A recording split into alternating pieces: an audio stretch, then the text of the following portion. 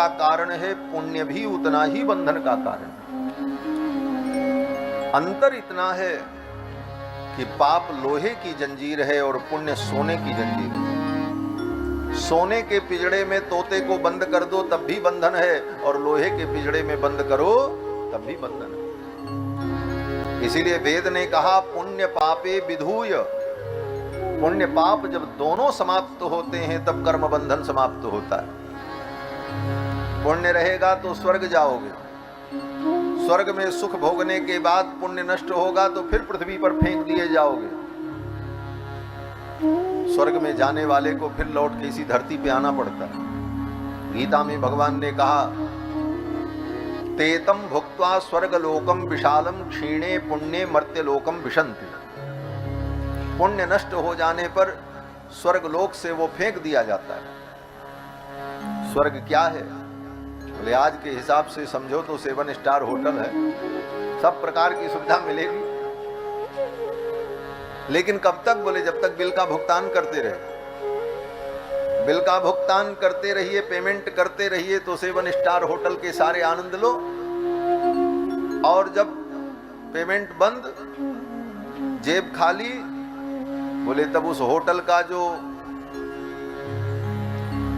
नौकर है वो भी तुम्हारा सम्मान नहीं करेगा। वो कहेगा प्लीज अब आप यहां से चले जाइए, गेट आउट, जाओ।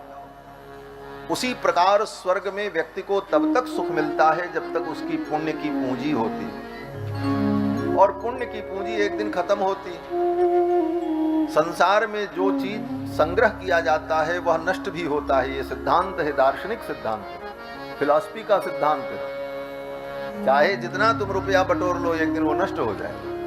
क्यों? बोले जो चीज संग्रह की जाती है वो बिखर जाती है, जो उत्पन्न होता है वो नष्ट होता है, जो बनता है वो बिगड़ता है। ये नियम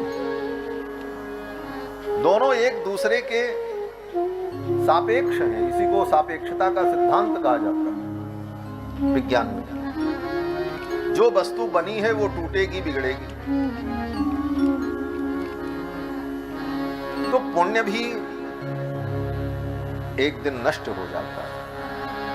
जब खर्चा करते रहोगे तो पुण्य खत्म हो जाएगा।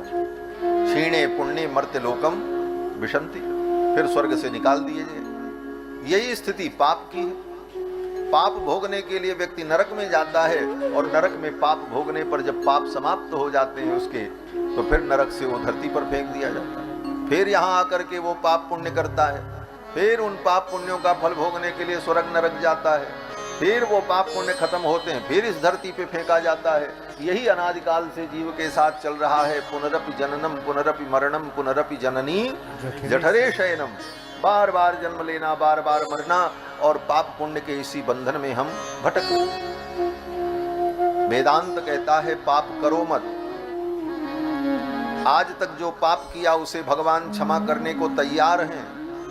सन्मुख हो जीव मोहि जबहि जन्म कोटि अघनासई तबहि। और पुण्य, बोले तुम्हारे जो पुण्य है उसको भगवान की भक्ति करोगे तो भगवान तुम्हारे पुण्य को तुम्हारे खाते में से निकाल कर तुम्हारे परिजनों के अकाउंट में ट्रांसफर कर देंगे। और जो आज तुम पुण्य कर रहे हो ये निष्काम भाव से तुम करो, और ये पुण्य भी भगवान को समर्पित कर दो। इस प्रकार से पुण्य और पाप दोनों से जीव मुक्त होता है। पुण्य पापे विधूय। इसीलिए भक्ति सिद्धांत में कहा जाता है यज्ञ करो, दान करो, लेकिन उसके बदले में कोई कामना मत करो, नहीं तो वो तुम्हारे लिए बंधन हो जाएगा। आज तक जो हमने पुण्य किया, बोले भगवान उस पुण्य को तुम्हारे परिजनों में बांट देंगे। वह पुण्य बंधन का कारण नहीं बनेगा, और पिछले पाप को भगवान नष्ट कर देंगे।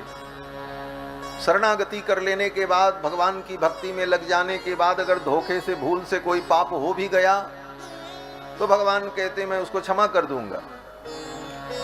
बोले अगर जानबूझ के पाप हो गया, बोले तो इसी जीवन में उसका प्रायश्चित करा करके उसे भी समाप्त करवा दूंगा, और मरणोपरांत तुम्हें संसार बंधन से मुक्ति प्रदान कर दूंगा। ये भगवान की प्रतिज्ञा है।